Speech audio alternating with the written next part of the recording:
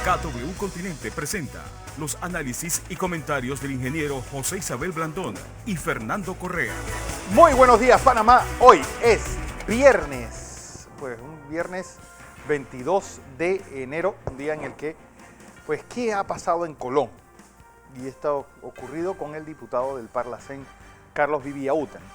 Pues también, ¿qué está pasando con las vacunas?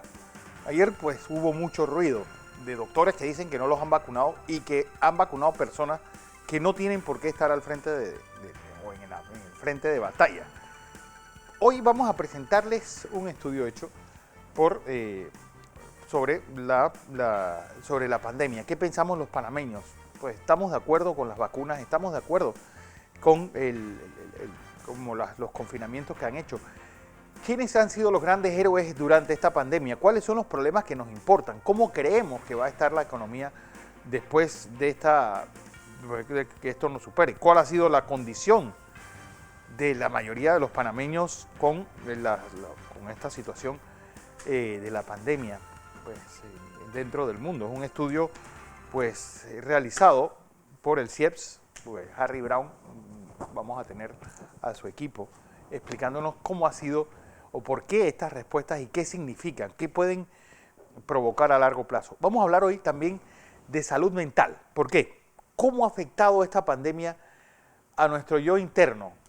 ¿Y cómo eso va a reaccionar? ¿O cómo vamos a reaccionar cuando volvamos a esa nueva realidad una vez superada este bache? Bueno, el mundo, primer día de la presidencia de Joe Biden. ¿Cuáles han sido sus grandes modificaciones, echando una especie de palada de tierra a lo que fue la era de Donald Trump? Don José. Buenos días, Fernando. Oiga, debo empezar también enviando un pésame, porque pues ayer falleció Enrique Ruiz Díaz a los 91 años, pero también quiero, pues, mandarle a la familia del periodismo deportivo, porque falleció ayer la señora Zenobia de Méndez. Ella era viuda del periodista deportivo don Papi Méndez. Así que, pues, nuevamente, pues, personas pues, que se van en medio de esta pandemia. Me uno a esa palabra, don Fernando. Buenos días a toda nuestra audiencia que nos sigue en KW Continente Radio y en Canal 21. Hoy es Next TV, hoy es viernes. Viernes 22. Aunque usted no lo crea, viernes 22. ¿Y qué semana hemos tenido? ¿Y cuál será y espere lo que viene, ¿ah? Sí. O sea, que usted, por las dudas, amárrese el cinturón, ¿no? Como decía Cervantes, buckle up. Buckle up. Que vamos para... Esto es como una montaña rusa. Estamos arriba y de pronto nos vamos a disparar. Cierre los ojos. De vez en cuando ábralo para que vea lo que está ocurriendo. Pero no se preocupe, nosotros le vamos a contar lo que está ocurriendo con detalles, con la verdad. Vamos a emitir una opinión porque decir la verdad no tiene nada que ver con que yo tenga una opinión. Lo que yo no puedo es alterar los hechos para decir una mentira y hacer un análisis de mentira. Eso es lo que no es permitido. Pero mira algunas cosas que están ocurriendo en el mundo. ¿Te acuerdas de esta jovencita Greta Thunberg? ¿Te acuerdas que el presidente Trump, expresidente Trump, tuvo una controversia con ella? Y le dijo, bueno, ella parece una niña muy feliz, le mandó un tweet, sí, que ojalá le espero que le vaya bien en su vida, tiene muchas ambiciones, mucho futuro, burlándose de ella. Ayer, ella colocó un tweet. El anciano Trump se ve muy feliz. El mismo tweet. Eso es lo que ha dicho para él. Se ve muy feliz y espero que con los recursos que tenga, algo parecido. Estoy haciendo una interpretación de memoria. Espero que le vaya bien y que sea feliz. Que le vaya bien. Greta. Uno nunca se debe, no hay enemigo pequeño. Pero cuando uno pierde el poder, y ojo para los que están en el poder, todos se olvidan de él. Sí. ¿Sí, no? Le cuento, te saqué de aquellos dos grupos, voy a mencionar dos nada más, hay un montón. El grupo QAnon, ¿te acuerdas de él? El grupo de la conspiración permanente del Estado Profundo, una invención que compraron a algunos centenares de miles y que básicamente lo que decía es que había un Estado profundo que conspiraba contra lo que quería hacer el presidente Trump, cuyo trabajo era sacar a Estados Unidos a ser la principal nación del mundo. En esa teoría de conspiración, los blancos, los negros, los latinos, todos los demás éramos tachuelas y eran unos conspiradores que estábamos contra el presidente Trump. Así esa era la teoría. Ahora, y que en el proceso Trump lo alimentó y les dijo, Fernando, no se preocupen que nosotros volvemos al poder. Y ahora que el señor Trump se fue, no indultó a ninguno de ellos, hay centenares de ellos bajo investigación y se ha producido un proceso de depresión en el interno de este grupo. Y algunos dicen, hermanos, vámonos todos para su casa y cada cual que se ocupe de lo que... porque fueron engañados. Cubanón. Cubana. La Q, Una Q. mayúscula, expresaba el jefe. Y ellos entendían que ese jefe era Trump. Otro grupo, los Proud Boys, ¿se acuerdan de ellos? Racistas, los que intentaron secuestrar a la gobernadora de Michigan. De Michigan. Nada menos y nada más. ¿Se acuerdan de ellos? Bueno, ahora dice que han sido engañados. Quieren saber qué dice la carta amorosa que le mandó Trump al señor Biden. Todo eso está pasando. Mientras el ex líder de la mayoría, ahora líder de la minoría del Senado, Mitch McConnell, propone que se dilate la discusión del impeachment, llamado juicio del expresidente Trump, para febrero, mientras se dan las confirmaciones. Una especie de cambalache. Yo te apruebo esto, tus ratificaciones, y ya ellos lo que después quieren, hablamos. ellos lo que quieren es pasar en el tiempo para que esto se disuelva, mientras la señora Pelosi impulsa. Hoy es un día decisivo porque podría enviar el impeachment al Senado. De todas maneras, hay un cambio en la trinchera. El nuevo jefe de la mayoría es demócrata, Schumer. Algunas cosas importantes están pasando en el mundo, Fernando. Oye, también me acaban de informar, un veterano periodista y relacionista, pues falleció ayer, don Jorge Montañita Ruiz, a los 97 años de edad. Estamos viviendo bastante. Sí. Bien. Algunas cosas importantes están pasando. Déjeme salir primero de COVID para concentrarme en cómo el presidente de los Estados Unidos está abordando la múltiple crisis que tiene y cómo eso nos afecta a nosotros. Qué ventajas y desventajas abre esto, ¿así? Y qué perspectivas se abren para la República de Panamá. Pero primero, permítame darle las informaciones del COVID. Le adelanto que ayer hasta las 8 de la noche, en la información que yo disponía, las muertes en los Estados Unidos estaban llegando a 3.100. Ayer. En el Reino Unido, el colapso del sistema sanitario es evidente.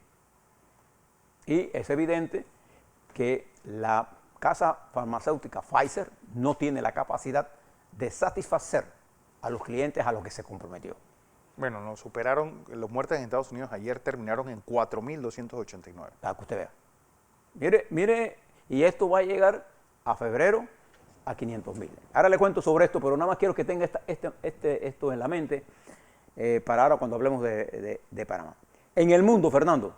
98.252.487 casos, es decir, vamos a llegar a los 100 millones de casos. Hay 2 millones. Vamos a velocidad supersónica en el incremento de casos positivos. 2.114.411 fallecidos en el mundo, 27.363.263 casos activos, 2.15% de tasa de letalidad y 55.366.135 vacunados, es lo que hay hasta hoy en el mundo. Estados Unidos, 25.196.034, es decir, que ellos son el 25% de los casos del mundo. Hay 420.285 fallecidos. ¿Cuánto es? ¿Cuánto Fallecidos? 420.285. 9.669.929 casos activos y 77.005 casos por millón de habitantes. Por continente, Europa, el récord lo tiene Inglaterra, en América Latina, en nuestro continente, Estados Unidos en el norte, Brasil y México, el número de fallecidos. Y Brasil. Y Colombia, que está llegando casi ya cerca de los 2.100.000 si es que no lo pasó ya, de los 1.972.000. casi en los 2 millones de 28.000 personas, y cerca de 50.000 muertos. 50.187 fallecidos. Dice lo que está pasando al lado de nosotros, aquí en nuestro continente. ¿Esto qué nos está explicando? La pandemia está en desarrollo y hay una cosa importante que yo quisiera que ustedes analizaran junto con nosotros, porque para poder abordar este tema lo tenemos que hacer globalmente. Esto no es un tema de Panamá solo y que nosotros solo lo vamos a resolver, porque todas las economías, y particularmente la panameña, estamos interlazados con el resto del mundo. Veamos en los Estados Unidos. El presidente de los Estados Unidos, Biden, se enfrenta a una crisis múltiple en la que tiene 6 variables de tremenda complejidad, cada una de ellas. Una, el virus, que es un problema fundamental. La otra es el cambio climático, que es una variable importantísima, que algunos dicen, bueno, es que ahí está haciendo frío, ¿dónde está el calor? Bueno, los cambios, no confunda el cambio climático con estado del tiempo.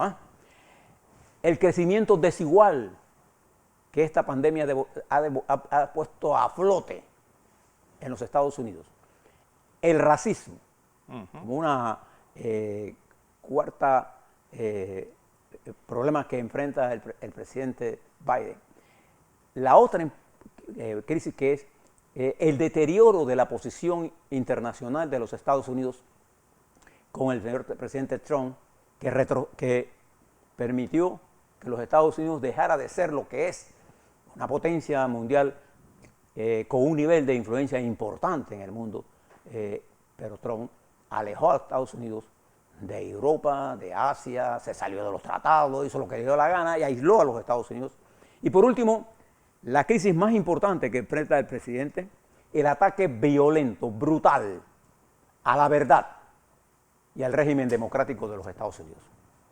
Son las 6 crisis que el presidente de los Estados Unidos se enfrenta ahora mismo.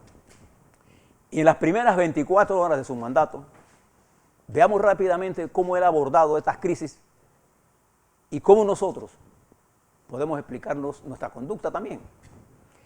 En el caso del virus, ¿qué hizo el presidente de los Estados Unidos, expresidente Trump? Ignoró la crisis. Siempre le bajó el peso de que eso se iba. El presidente Biden ha dicho, hay que enfrentar esto. Y la primera decisión que toma, una de las primeras decisiones, es poner un equipo de profesionales con un alto nivel de conocimiento epidemiológico de lo que pasa en estos científicos para manejar esto con los hechos y la verdad.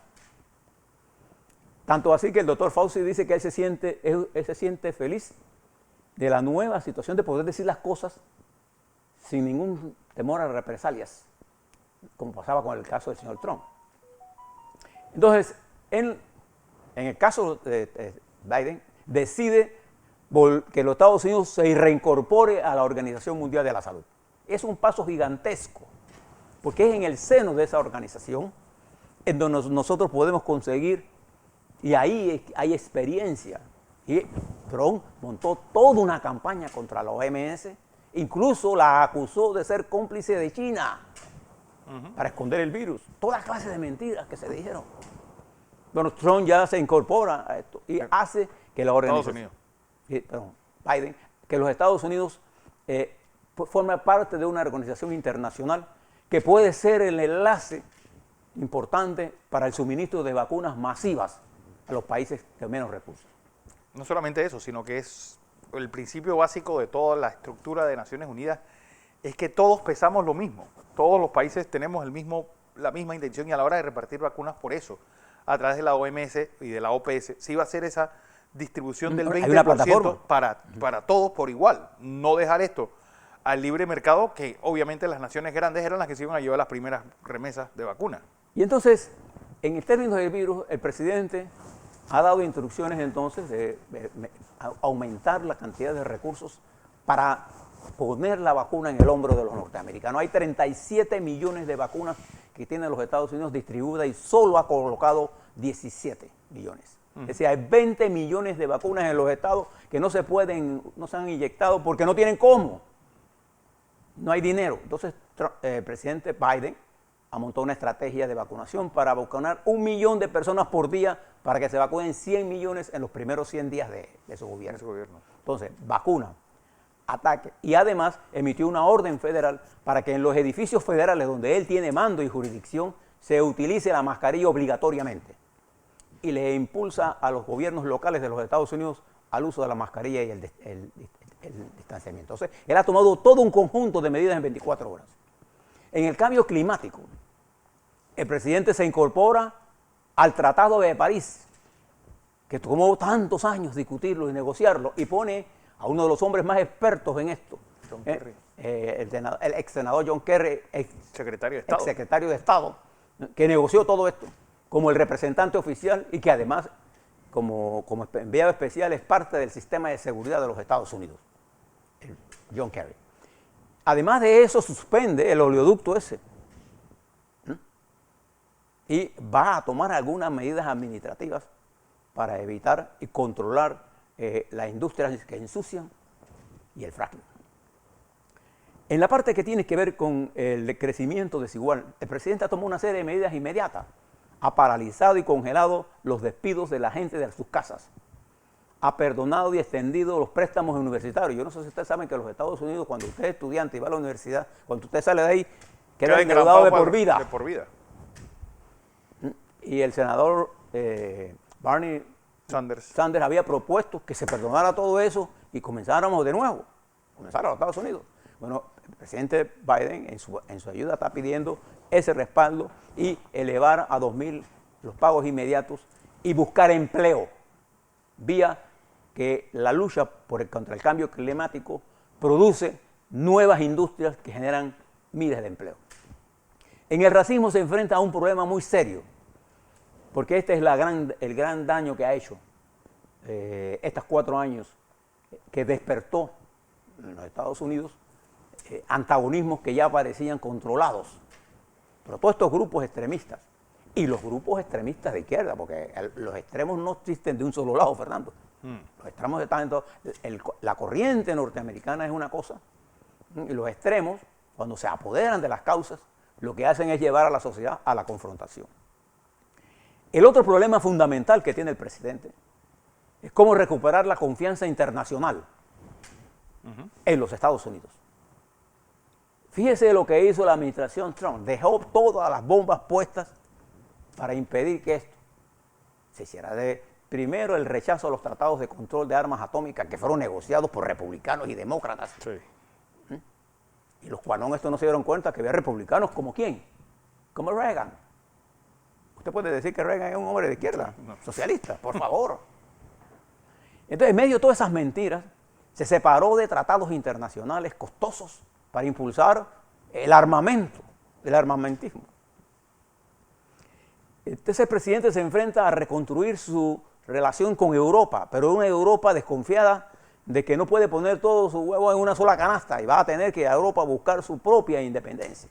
A un Asia con un eje de desarrollo extremadamente efectivo, con el desarrollo, el epicentro del desarrollo en una de las naciones que se va a convertir en la principal adversaria de los Estados Unidos en materia comercial, que ya es China popular. Entonces, eso es gigantesco. ¿Cuál es la política hacia América Latina? Ahí entramos nosotros. Y por último, y más importante, la lucha contra la mentira y el ataque despiadado a la democracia. Fíjense lo que hizo el presidente Biden ayer, Fernando, estimados televidentes. Él dio instrucciones a todos sus directores que nadie se refiriera en términos irrespetuosos a sus subalternos. Que eso era una experiencia que implementó el presidente Trump, pero que bajo la administración Biden había respeto, se podría discrepar de todo. Lo que no se podía es estar insultando a la gente. Votándola por Twitter. Diciéndole, como le decía el expresidente Trump al señor presidente actual, Sleepy Joe. La cantidad de de sobrenombres que le ponía a la gente y respetando a la dignidad de la gente. O a la loca de Pelosi. ¿Cómo se refería el presidente a los demás? Entonces esto generó un daño muy grande. Una actitud de daño que usted ve en este país. Aquí la gente, hay un ataque a la verdad. Allá En todo el mundo. y aquí. Usted ve aquí gente que son trompistas, que repiten las mismas cosas que pasan en los Estados Unidos al margen de los hechos. Usted como panameño no tiene por qué ser trompista ni ser pro Biden. Usted lo que tiene que saber es que los Estados Unidos es un aliado estratégico de nosotros, pero que los intereses estratégicos de ellos son de ellos. Que nosotros tenemos que hacer coincidir nuestros intereses estratégicos con algunos de ellos para poder tener una política exterior que combine los intereses de ellos con los de nosotros. Y eso está establecido geográficamente por la vía interoceánica de este país. Nosotros tenemos las condiciones para eso. Eso no lo tiene Nicaragua, Guatemala, Colombia, Brasil, lo tiene la República de Panamá. Entonces allí hay una coincidencia geopolítica con los Estados Unidos para recuperar el papel mundial, la recuperación de parte del prestigio de los Estados Unidos y su intervención. Una parte pequeña, pero comparada con la dimensión pequeña poblacional y territorial de nuestra inmensa, pasa por la República de Panamá. Entender esa ecuación es importante, por eso que muchos países tienen sus ojos puestos en Panamá y por eso las evaluaciones de Panamá en el mundo. Entonces, este ataque múltiple en 24 horas del presidente Biden motivó inmediatamente la respuesta del líder de la minoría republicana. El presidente Biden está desmantelando demasiado rápido los logros del presidente Trump. Yo no sé si el señor McConnell entiende que la OMS, salirse de la OMS era un logro. Porque aquí hay gente que se olvida de la historia. El primer tratado de salud pública mundial se hizo a través de la OMS, es el tratado que tiene que ver contra la lucha del tabaco. Las grandes campañas de vacunación del mundo, en África, en América Latina, en Asia, en Europa, las dirigió la OMS. La OMS tiene un acuerdo de cooperación con los CDC, los organismos de control de enfermedades infecciosas de todo el mundo, que trabajan en conjunto con la OMS. Entonces, durante las últimas, siguiendo la corriente esta de insultar, sin tener la prudencia de pensar, nos llevaron a todas estas cosas. Entonces, el presidente de los Estados Unidos ayer, en 24 horas, estremeció el árbol. Y como decíamos nosotros en Chitré, cuando usted ve un árbol de mamón y lo estremece, se caen los primeros, maduros, se va el primero, se llena el suelo. Los otros usted tiene que subir a cogerlos.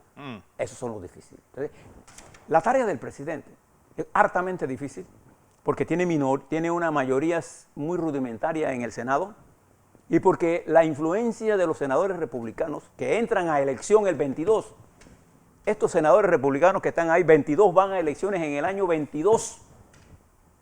Ellos están pensando en su reelección y todo es un cálculo político. Y entonces observe esto que le voy a decir, que lo vamos a discutir con el amigo Brown. Bueno, va a ser John Sabinas, con el coautor. Fíjense lo que está ocurriendo en el mundo. Voy a terminar con esto, Fernando. 4 minutos. En el mundo está pasando una cosa importante y quiero que le presten atención. Las crisis políticas que vive nuestro continente, voy a quedarme en el continente, la crisis política de Chile, de Argentina, de Perú, de Colombia, de Panamá, de México, de Estados Unidos, no están teniendo el mismo efecto para producir una crisis financiera en el continente. Observe las siguientes cosas. La profunda crisis política que dejó el COVID en los Estados Unidos, la campaña de odio, de división que creó el presidente Trump, incluyendo el asalto del 6 de enero de este año al Congreso de los Estados Unidos, en otras circunstancias, eso hubiera provocado una caída violenta de la bolsa de valores. Pero no sucedió eso. En los Estados Unidos la economía en el segundo trimestre cayó 32%. vertiginosamente. Y la bolsa seguía subiendo, ¿por qué? Porque la inyección de dinero en efectivo que el gobierno hizo a esas áreas permite que la gente que trabaja en la bolsa y que tengan dinero sin pagar intereses y reparten dividendos de los préstamos porque no pagan intereses. Entonces los dividendos los reinvierten ¿dónde? En la bolsa, mientras la economía hay una efervescencia financiera, mientras hay una caída de la economía. O sea, nunca como ahora hay un divorcio entre la crisis financiera y la crisis política. Nunca. Esto es un fenómeno nuevo que tenemos que estudiar. ¿Cuál es la consecuencia de esto? Observe lo que pasa en América Latina. Al producirse esta masa de dinero en los Estados Unidos artificial, porque no es producto de la creación de ninguna riqueza, el dólar se devalúa. ¿Cuál es el resultado en nuestro continente? 3 países. En Colombia se revalúa la moneda, en Perú se revalúa el sol y en Chile se devalúa el peso chileno. Se revalúa, a pesar de la profunda crisis política que hay. Entonces estos fenómenos nuevos nos están indicando a nosotros que se requiere una capacidad de mirar todas las cosas En conjunto. con la serenidad que lo está haciendo la nueva administración de los Estados Unidos. Hay que ser sereno en el análisis. Hay que ser apegado a los hechos y no dejarnos arrastrar por ese ataque brutal que hombres como Trump y organizaciones como QAnon, como la línea de comunicación en las redes sociales de la derecha norteamericana provocó un nivel de desinformación en los Estados Unidos que los llevaron a ellos a asaltar su propio Congreso. El terrorismo estaba dentro. En Panamá, las redes sociales se han convertido en un ataque directo a la verdad, en un asalto a la democracia. Quieren llegar al poder sin pasar por los procesos democráticos. El presidente Trump, y termino aquí, al irse, dijo que él de una forma u otra volverá. En la democracia solo hay una forma de volver. No los votos. Es teniendo los votos. Punto. No hay ninguna otra forma de volver. A la vuelta vamos a hablar de Panamá. Les quiero hablar sobre lo que está pasando con las gráficas, particularmente sobre las muertes y algunas preocupaciones que tenemos nosotros porque hay incrementos que están afectados por la sumatoria de muertes que ocurrieron en el pasado y que están alterando las gráficas porque no sabemos en el espacio dónde ocurrieron, cuándo ocurrieron. De todo eso vamos a hablar a la vuelta. Vamos a hablar hoy. Metro Libre publica en primera página, FMI da espaldarazo a recuperación económica. Les quiero hablar sobre esto y sobre el préstamo que Panamá logró en el mercado mundial, donde salimos a colocar 2.450 millones, Fernando, y una oferta sobre oferta de 6.000 millones. A la vuelta, eso y muchas cosas más. Así es.